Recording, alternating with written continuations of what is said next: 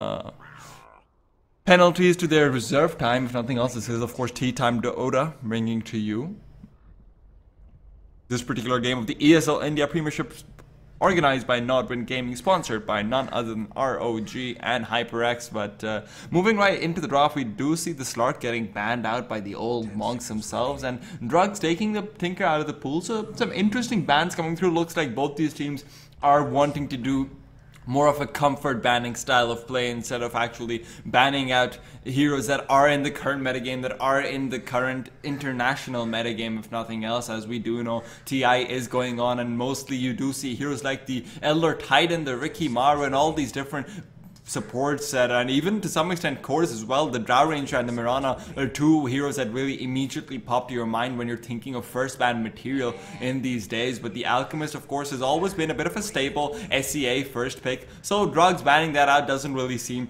to be too much of a surprise for us right now. But old monks, they're going to be moving into their pickings phase. They don't have that much reserve time to work with, and they've already expended just a little bit, so they have to be on their toes. They have to be careful that they don't just give up a little bit too much. But right now they're looking over towards everything, and they're just very calmly trying to figure out exactly what they want to be going for over here. And the answer is going to be probably something like the... Well, I wouldn't be surprised if we see something like a Ricky Maru or an Elder Titan coming through, but something tells me that these teams aren't going to be going for those picks, aren't going to be going for those very metagame-oriented picks, but instead they do actually go for a very stable, all-rounder support that was in the metagame, that was a very well first-pick material a couple of patches that go back at the... I believe it was the Epicenter?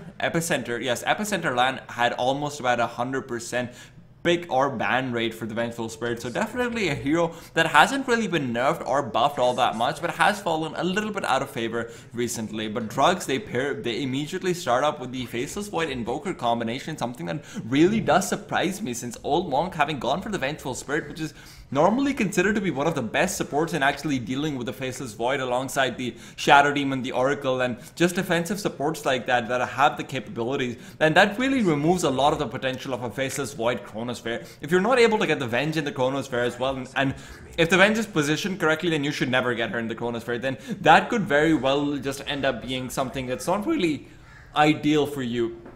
The Invoker as well being picked up alongside the Faceless Void though. Definitely something that we do see occasionally coming through, but normally it's a hero that's left to the 4th pick, to the 5th pick, and in extreme cases, yes, you can see it in the 3rd pick for teams like OG, because they just have players who are absolutely phenomenal with that hero, who's you kind of can't risk letting the opponent ban that hero out if you're that good on a hero.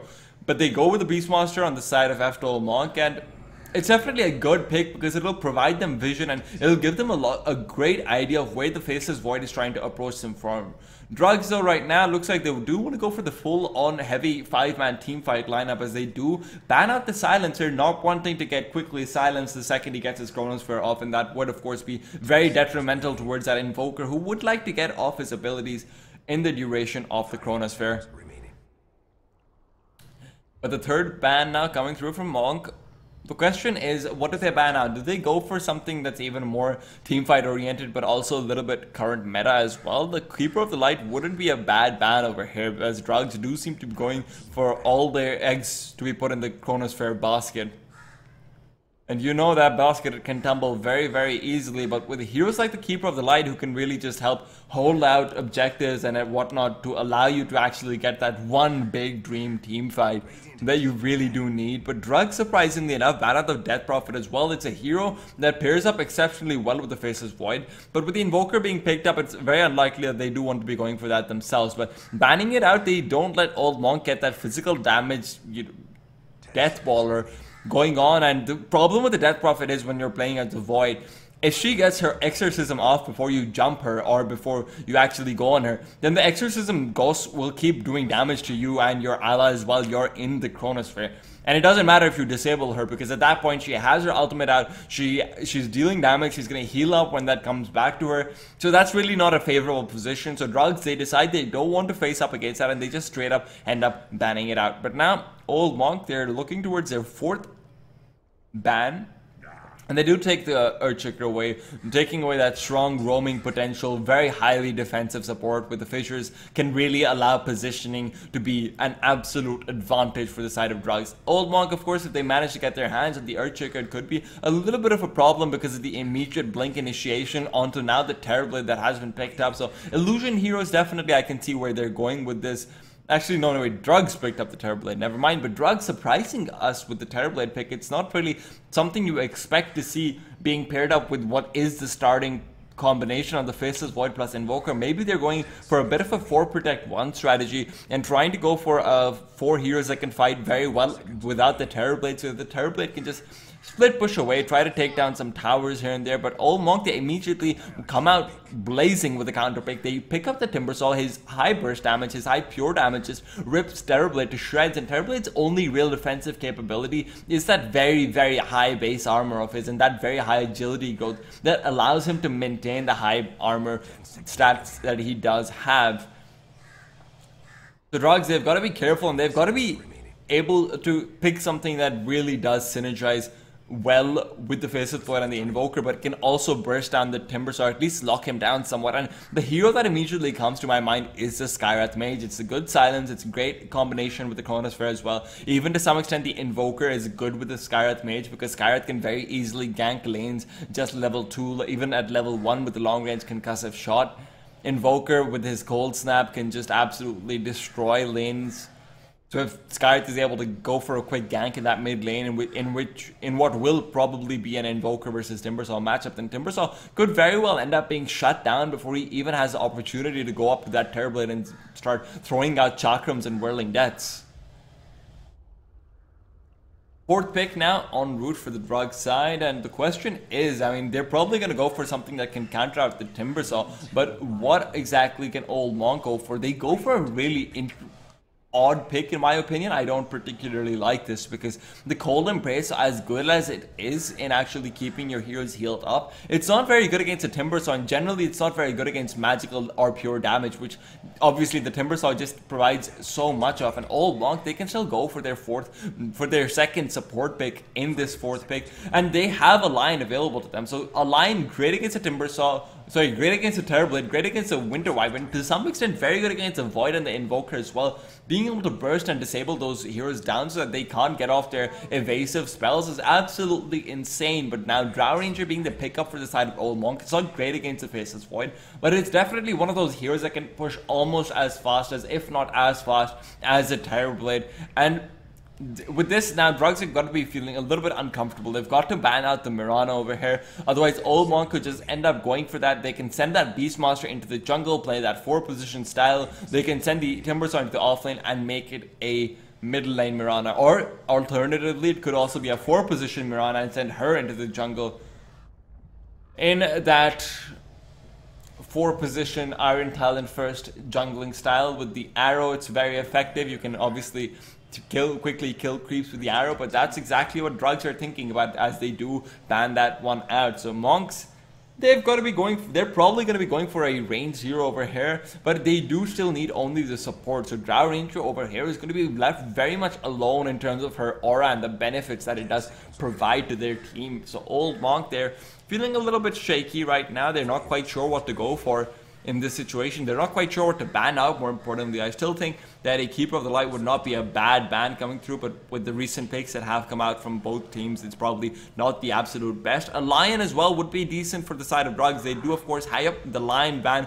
coming through, so Old Monk thinking a little bit on the same lines as they do end up going for the Shadow Demon, going for a support that's very, very surprising that it does get led through to the 5th picking phase. Now you can go for the disruption into Drow Ranger Illusions that does just do so much damage towards towers and generally just gives so much in the ways of being able to safely push up onto the high ground. And this lineup is definitely very good at pushing onto the high ground. They've got the vision with the Beastmaster, they've got some sort of initiation with the Vengeful Spirit as well, and even if they don't, they still have the illusions of the Drow Ranger to just be able to send up towards the high ground, start hitting those tier 3 towers. You rinse and repeat, and with the damage from the marksmanship, the Drow Ranger illusions do deal a significant chunk of damage, even to towers, which normally you'd think wouldn't take that much damage from heroes.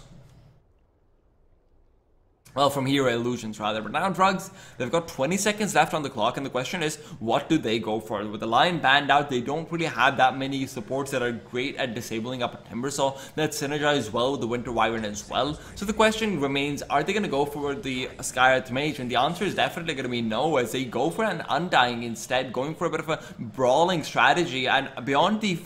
And despite the early on Faceless Void Invoker pickup, it does look like they're not going to be going for that quick, big 5-man strategy that we do sometimes see coming out of Faceless Void lineups. But with that being said, we're going to have to wait and see exactly how these things do end up turning out as we move into the in-game scene, as hopefully this time around I will not forget the overlay. I feel so proud of myself whenever I actually get the overlays right. And I say that when I actually messed up a little bit in the start of the scene, but in the start of the game, but hey, perfectly fine. It happens to the best of us.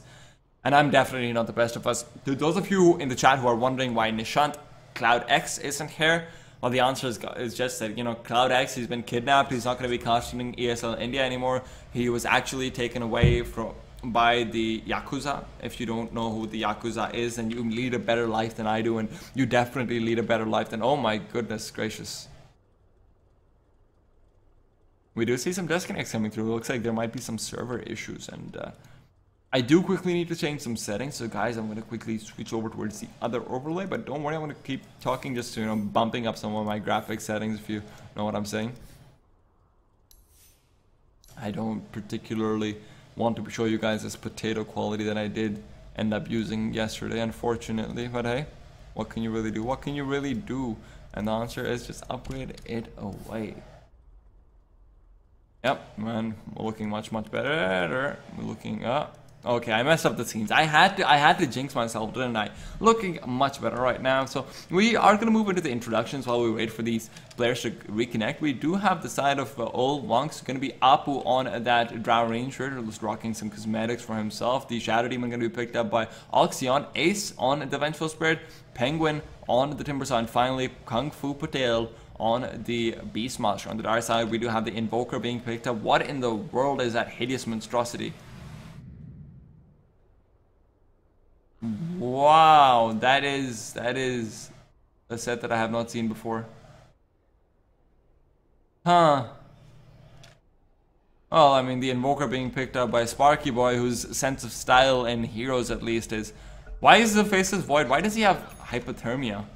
This Faceless Void has hypothermia. Guys, help, please. Faceless Void going to be picked up by Viper. We do have Hitman, the one, the only, on the Winter Wyvern. This Faceless Void going to keep on having hypothermia. Cannabis on the Undying. Slim Shady on the Terrorblade to finish things off. And of course, the one, the only, Porcine Princess Penelope on the Courier. Ace still smoking up early on, just throwing out a ward in the mid lane. He did, I believe, TP down for that, so no real surprises over there. The Windlass also being picked up to be able to close that distance a little bit better so that the magic missile is slightly easier to get off early on in the game. Faceless Void looks like he didn't want to TP down, and because of that, he might just end up being punished over here. Viper wanting to put down an Observer Ward, wisely deciding not to do so in front of everyone else, because he knows that it will probably end up being dewarded over here. It's just a bit of a stare down coming through. Penguin just looking at the Faceless Void. Viper perhaps being intimidated by the Timbersaw being present over here, and Drugz could maybe misinterpret this as an aggressive trial and coming out from old Amans, but with their heroes, it's not really the best of ideas. Sneeze, sneeze. Take your earphones out. Oops. I would have muted the microphone, but unfortunately, I wasn't able to do so because I forgot the hotkey where I kept on the mute microphone. So I do apologize. I do apologize quite a bit. But right now, good luck, have fun, get called out, and the horn does blow. So that being said, each hero in the mid lane will be able to pick up a rune for themselves. Penguin going to be on that mid lane, going up against a going up against an Invoker, and the question really remains: who is going to be the one coming out on top in this particular mid lane matchup? Because Sparky Boy, he's sitting over here, and he's going to put down a ward in front of the Invoker, who in front of the Timbersaw, who has scouted this out and should probably go for deny. The favorable block position going to go to the Invoker, to the Timbersaw as well, and I've got to say this Invoker is not really starting off in the best of all ways, as he does end up losing the first last hit as well. But in the meanwhile, we're going to quickly look over towards the top lane. Beastmaster has gone for the Iron Talon build, so Kung Fu Patel, he's ready to rotate into the jungle if need be, and he knows that that is a possibility with the very difficult trial lane that he's going to have to deal with. Right now, Oxian throwing out a disruption on the bot lane. There's a TP coming through despite there being almost no potential for a kill. Cannabis perhaps being a little bit trigger happy with that teleportation scroll, but in the end, it is going to be a pause coming out one more time. It's a little bit unfortunate, but hey, what can you really do in this situation?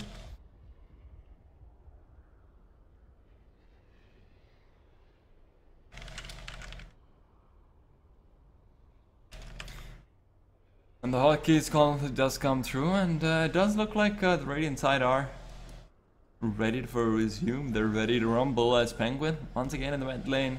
Should not be having as good of a time as he is early on, because he does of course only have that 1 point in reactive armor for now. Later on when it gets up to 2, that's where things really start to become difficult for the Invoker, because he really can't get out too much harass. Even his Forge Spirits, which normally you'd think do reduce the armor of the Timber, so even those Forge Spirits aren't really going to do too much, because the right clicks are just going to end up healing him as well.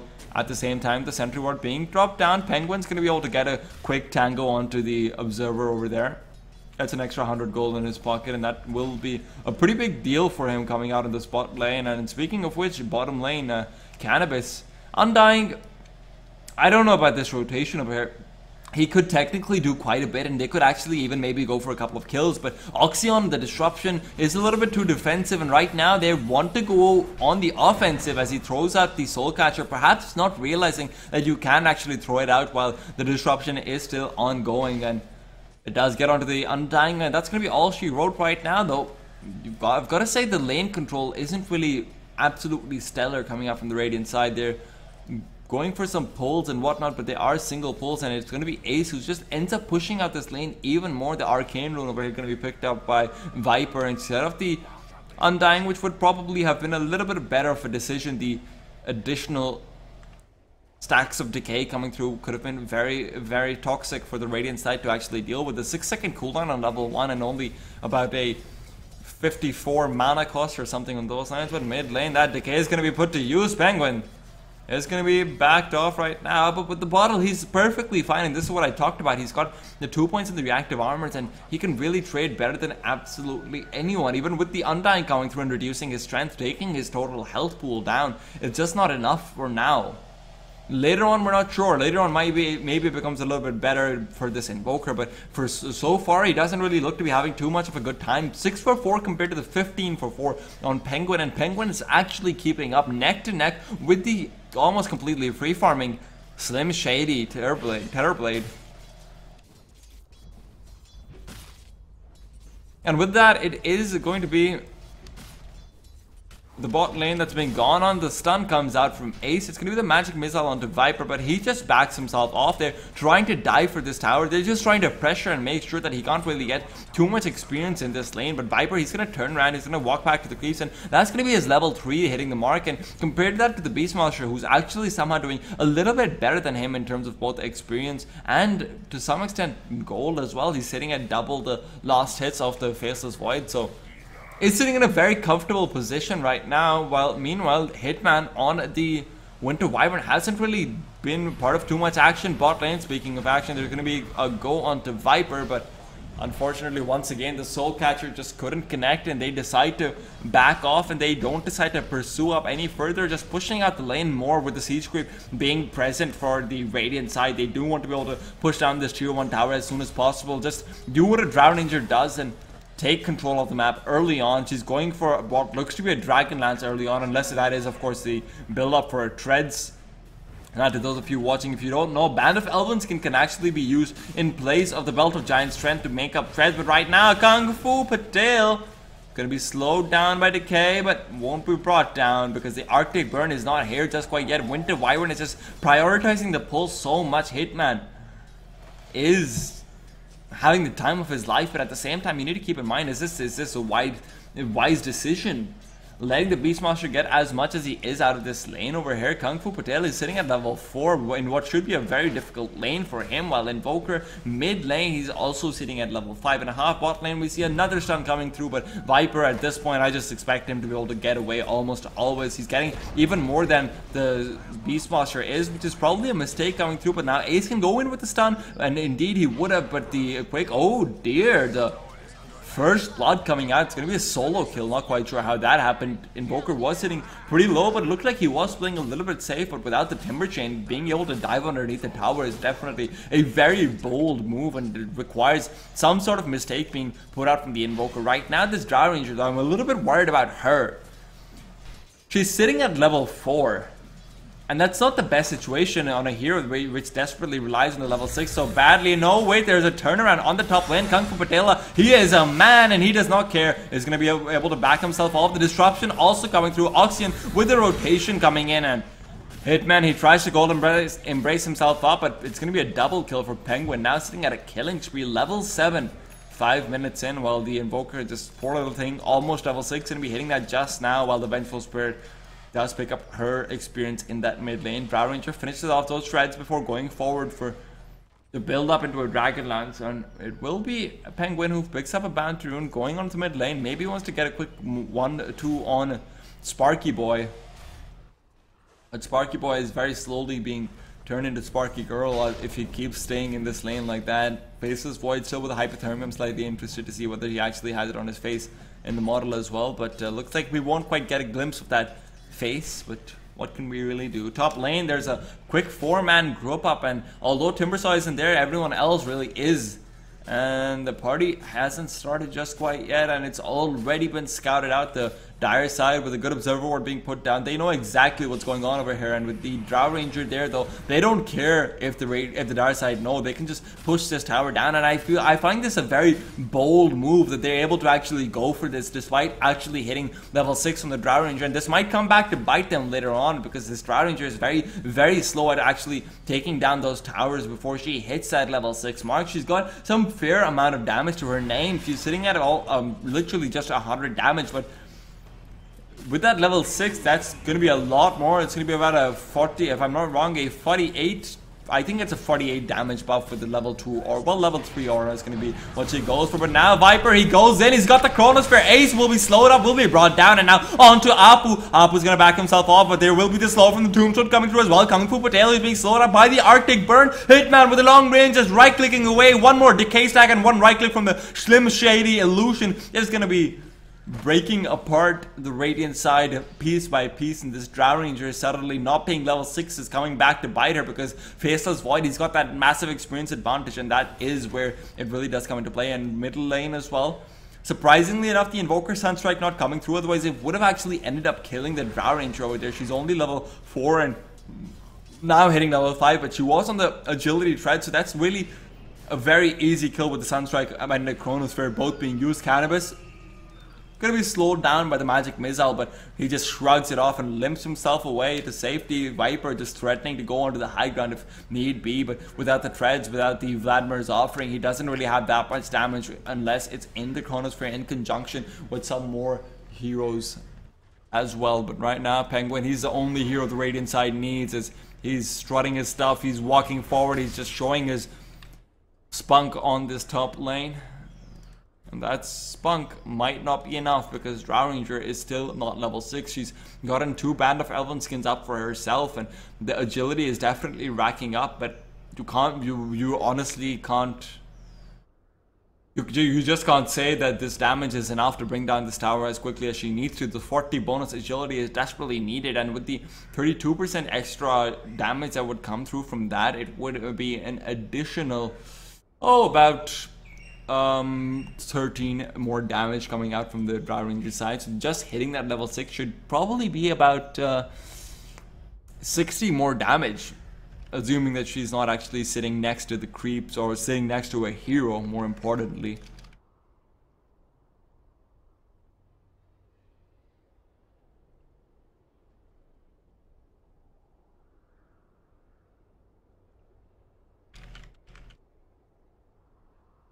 So That being said, the pause does come through, and looks like Drugz aren't going to be having a bit of a disconnect, but with reconnect quickly coming out, Cannabis is going to be able to quickly go into the game, move in, and want to Power Ranger pummel down his tier 1 tower very, very soon, and that's exactly what's happening right now. This tower is being brought low, and Penguin's just doing a great job of zoning everyone out, but Terrorblade, no Sunder skilled up just quite yet. He wants to go in, but Viper, he tried to go in. He was brought down, and Invoker also making the rotation through. Sparky Boy might come to regret this over here. One more Chakram going to be coming off of cooldown in 2 seconds. Should be enough to actually bring him down, and with that, Sparky Boy is going to be slowed up, brought down. It's going to be a dominating spree for Penguin. Ace backing himself off. The disruption coming through, perhaps going to be the thing that spells his death to the decay, but Slim Shady, the real one, just got sat down. Penguin down, he's left with 160 HP to spare.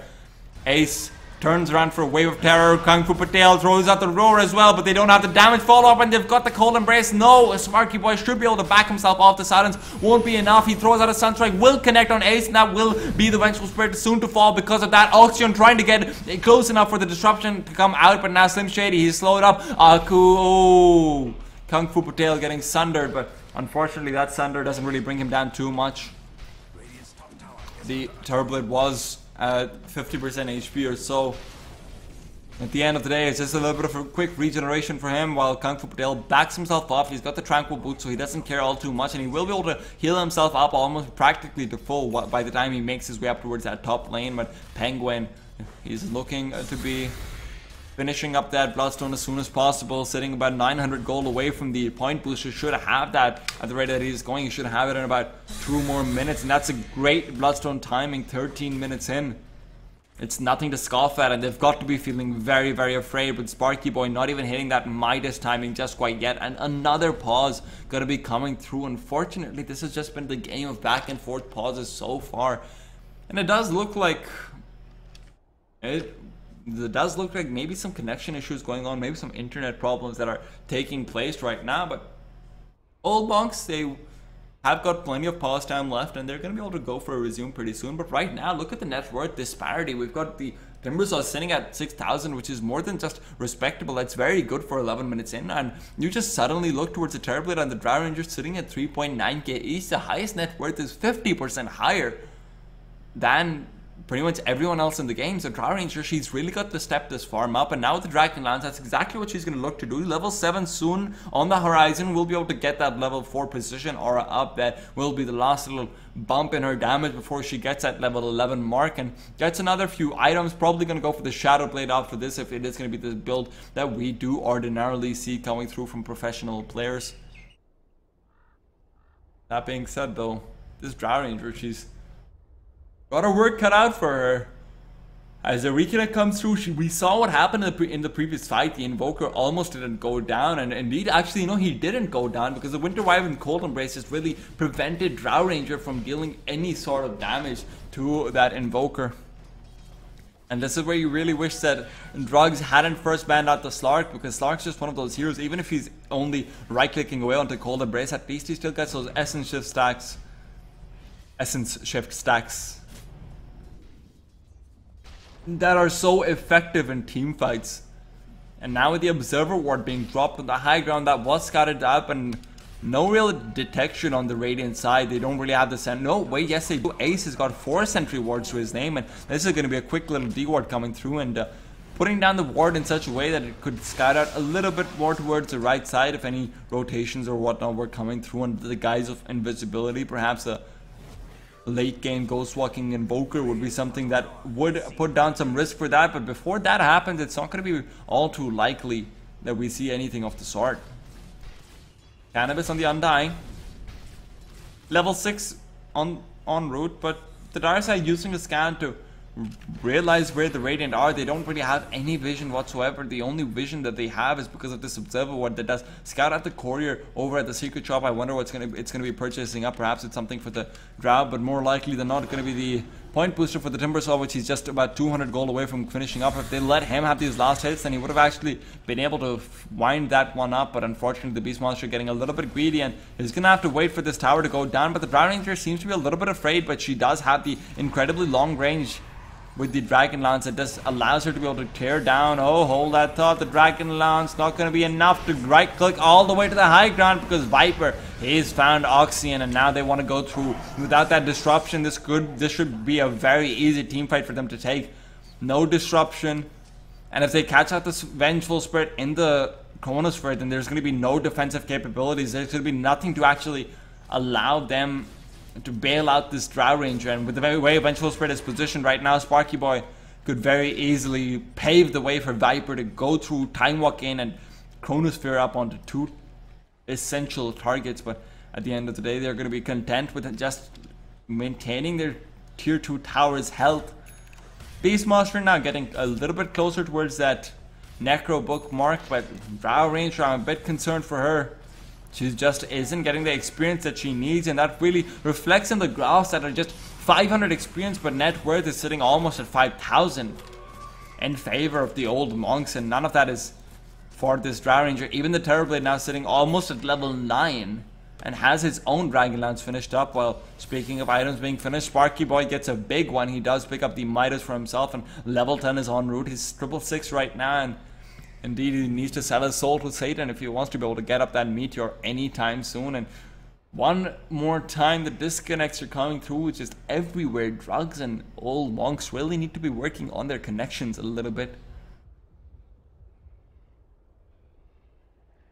But I've got to say, the Drow Ranger has come back quite a way in terms of farm. She's managed to claw her way up to 5,000 net worth, and with the Aquila being fully purchased up, that's going to be a little bit of a bump in the armor coming out for them while they're pushing up against the high physical damage of the Terrorblade and whatnot. Of course, Terrorblade not having gone for the 4 points in his Metamorphosis just quite yet. He won't have that incredibly high extra 80 damage that you do normally get, and even the duration won't be as high as you do normally need it to be. So perhaps not the best situation for him right now. He would very much like to hit that level 10 mark where you hit the sweet spot with the level 4 illusions and the level 4 metamorph.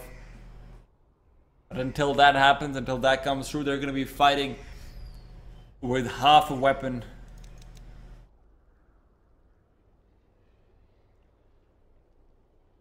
With this Drow Ranger, man, this hero is just absolutely ridiculous, and we see this even when she was level 5. She was just doing so much damage, and even in her lineup where you can see that there aren't that many other ranged heroes for her to synergize well with, she's still doing so much damage, and even the Vengeful Spirit helps her out considerably. So in the damage part, the 20% bonus damage is ridiculously good. It's giving her about 25 more damage from her aura. The Vengeance aura, which hasn't even been maxed out right now, and that's what you need to keep in mind. That's a scary part. It goes out to 36%.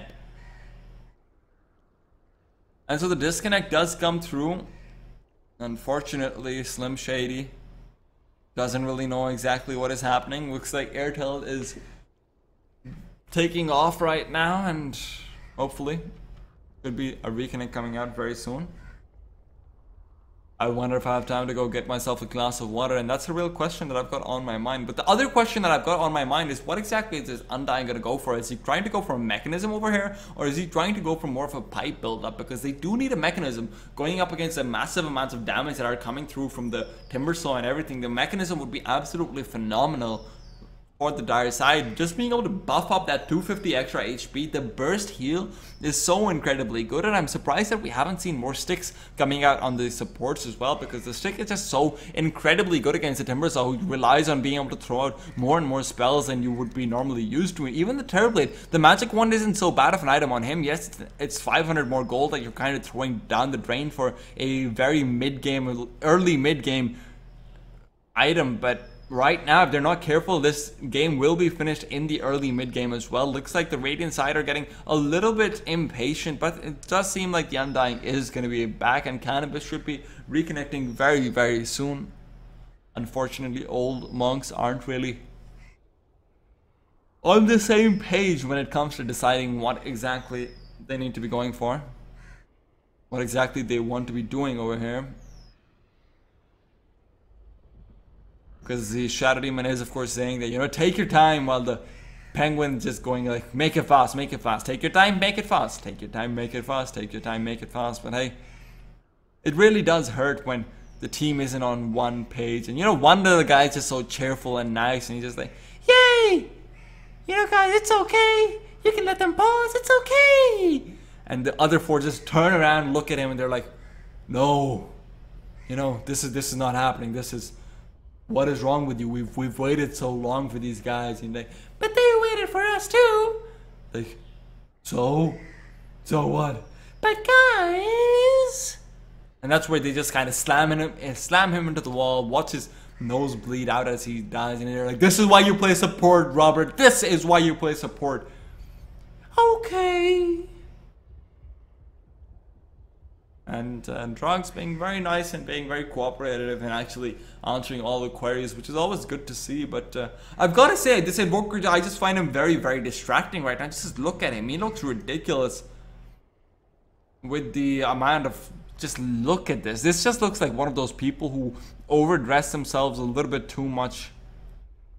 And by a little bit, I mean a lot bit. Have you seen that cape? That is a fancy cape, though. I've got to say, I would love to have a cape where, you know, you can have this little...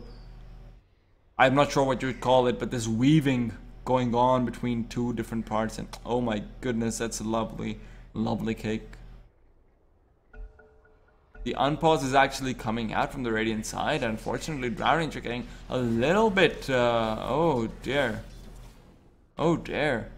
Drowning are getting a little bit impatient. Looks like Oxyon is kind of bleeding to death as he keeps saying that, you know, guys, it's okay, we can wait for them. Tell you guys what, I'm gonna quickly play some sponsor videos while I get myself a quick drink of water. So you guys just stay tuned, enjoy that sweet ROG and HyperX commercials. We'll be right back very soon.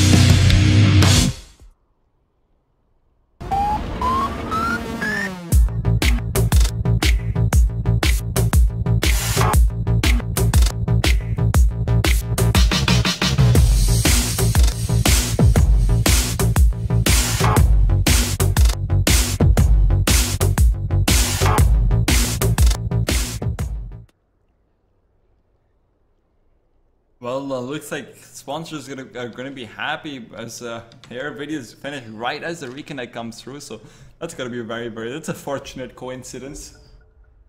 Perhaps we just needed to play the sponsor videos a little bit earlier on, but we do move back into it, and the Radiant side are looking to pummel down the middle lane tier 2, and with the resume coming through after a long disconnect and faces Vengeful Spirit, she's gonna close the distance, going for the swap, but won't be able to get that one out. Ace almost got the magic missile through, but if he used the nether swap, that would have been quite possibly a kill coming through from the Radiant side. Drugz wouldn't have been able to get their Faceless Void away down the high ground in time, using that time walk to its fullest. But right now Viper's been scouted out. The Hawk will be brought down very soon though, and Apu is going forward with 2 more Drown Rangers, just ripping apart that tier 2 tower. Look at how much damage there is. It's every single hit from the 3 Drows just takes it down by about 100 HP, and that's a little bit borderline ridiculous. Viper wanting to go in, but Ace has got that swap at the ready. He's on the high ground this time. He wants to be positioned perfectly to be able to take down any chance of Dire taking this team fight. Penguin just continues to frontline away though, and I like this coming out from them, right? They turn it around, they've got a roar, but this Drow Ranger might just end up going down to a Sunstrike if he's not careful. Ace is Chronosphere up along with Penguin, but the Meteor is a little bit late. Vengeful Spirit goes down to the Sparky Boy Meteor, but it's a little bit too late as Oxyon and the Venge are going to be the only casualties that come through out of that 2-man Chronosphere, perhaps focusing the wrong person, perhaps wanting to go onto the Timbersaw with the Meteor plus Sunstrike combination would have been a little bit better. He is sitting at that 6-kill streak as well, if I'm not wrong. No, wait, he actually went down earlier on, so that 6-kill streak already having fallen to the dire side, but still a big experience advantage for them to gain with that level almost 11 Timbersaw. Star Ranger heads herself back towards the fountain. They are looking to defend this. They're throwing out the chakrams. They're trying to do whatever they can, but the dire side, they've got plenty of push as well. The TP now coming out from the Drow Ranger. They've got to be careful that she doesn't walk too close. Ace throws out the magic missile. They're going on to Sparky Boy. The swap comes through as well. Chakram gonna hit on everyone, but the Ghost Walk comes out and they've got no detection. Ace has got a sentry ward. He throws it down. That's gonna be all they need to take down Sparky Boy. Yes, they will be able to. No! Sparky Boy almost ran outside of the sentry ward range, but then using a fairy fire, trying to heal himself up that 75 HP. Burst regen just wasn't enough though, and now Cannabis is being brought low. The stun comes through. Penguin with more and more right click. No, the Sunder from the high ground. Cannabis might live to fight another day, but the body box, they're coming out, and Penguin says, nay, you waste my time, I waste your life. And Antarctica is calling Penguin back because he needs to be held on trial for murder, and Drugz, they have definitely had their hopes killed. And they might be facing elimination right now. But the Winter Skirt's coming through. Kung Fu Patel somehow or the other gets caught up in it, but it doesn't matter. His right click damage is non-existent. Slim Shady being slowed up. He doesn't have the Sunder. He used it on the Undying earlier on, and now going on to the barracks. This is just an absolute massacre from the side of the old monks.